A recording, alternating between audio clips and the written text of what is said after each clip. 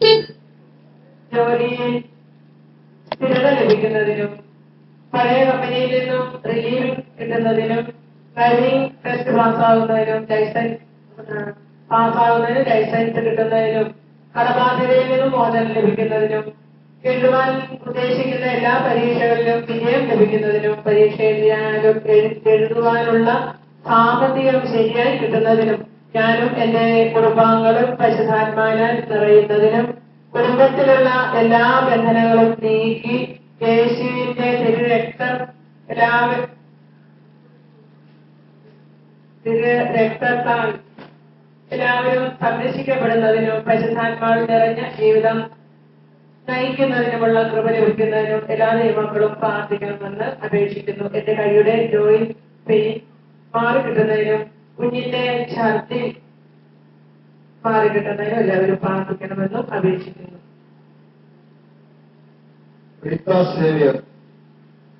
നിങ്ങൾ അപേക്ഷ എഴുതുമ്പോൾ നിങ്ങളുടെ പേരും സ്ഥലപ്പേരും എങ്കിലും നിങ്ങൾ എഴുതിയിരിക്കണം. അല്ലെങ്കിൽ അത് ഒരു കാരണവശാലും ഇവിടെ വായിക്കുന്നതായിരിക്കില്ല. അത് ഓർമ്മിപ്പിക്കുക. സേവിയർ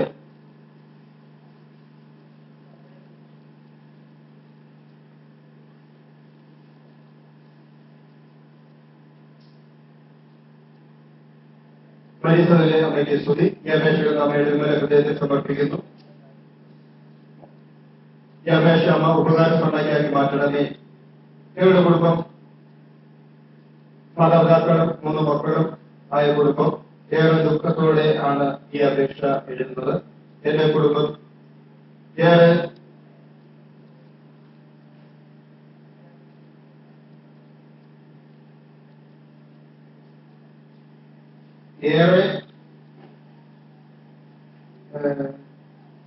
സമാധാനം കുടുംബം ആയി ഞങ്ങൾക്ക് ദൈവം തന്നിരുന്നു. ഇപ്പോൾ 10 വർഷം കൊണ്ട് ഞങ്ങൾ ദുഃഖവും രോഗവും എല്ലാ കഷ്ടതകളും മാത്രമാണ് ഞങ്ങൾ അനുഭവിക്കുന്നത്. മൂത്ത മകൻ 23 വയസ്സുള്ളപ്പോൾ വെള്ളത്തിൽ വീണ് മരിച്ചു. അതിനുശേഷം ഞങ്ങൾക്കുള്ള ഭവനം, വീടും സ്ഥലവും വിറ്റു. ഇന്ന് വാടക വീട്ടിലാണ് താമസിക്കുന്നത്. ബാക്കി 2 മക്കളിൽ ഒരാൾ ഗൾഫിൽ ജോലിയാണ്, എന്നാൽ സമ്പത്തില്ല. കുടുംബക്കാരുമായി വെള്ളം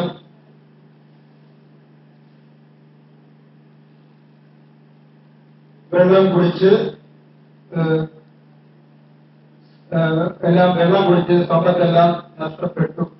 ഇവിടെ മകന് ജോലിയുണ്ട്, അത് 1 പൈസ പോലും കയ്യിലില്ല.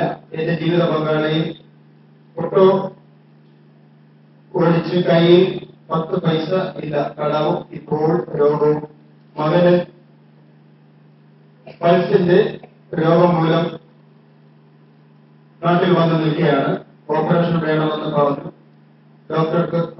ഡോക്ടർ ഓപ്പറേഷൻ കൂടാതെ രോഗം മാറ്റാൻ വേണ്ടി പ്രാർത്ഥിക്കുന്നു.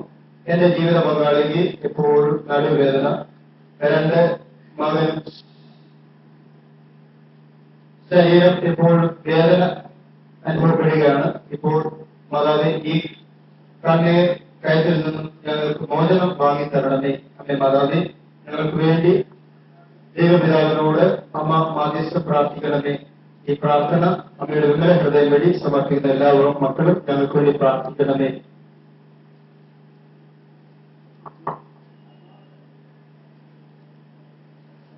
നമുക്ക് ഈ മക്കളെ അപേക്ഷയെല്ലാം സമർപ്പിക്കാം. കുടുംബ തകർച്ചകളെയും മദ്യപാനം, മയക്കുമരുന്ന്, മറ്റെല്ലാവിധമായ അസ്വസ്ഥ അനർത്ഥ സാഹചര്യങ്ങളെല്ലാം നമുക്ക് സമർപ്പിക്കാം. ഈ മക്കളുടെ ഈ എഴുതിയ അപേക്ഷകളും കൂടാതെയുള്ള അവരുടെ എല്ലാ അപേക്ഷകളും, അതുപോലെ തന്നെ ഇവിടെ വന്നിരിക്കുന്ന എല്ലാ മക്കളുടെയും ആഗ്രഹങ്ങളും അഭിലാഷങ്ങളും ആവശ്യങ്ങളും എല്ലാം പരിശുദ്ധാത്മാവിന്റെ വിമല ഹൃദയം മാധ്യസ്ഥതയിൽ സമർപ്പിച്ചുകൊണ്ട് പിതാവായ സ്തുതിയും മഹത്വം ആരാധനയും അർപ്പിക്കാം.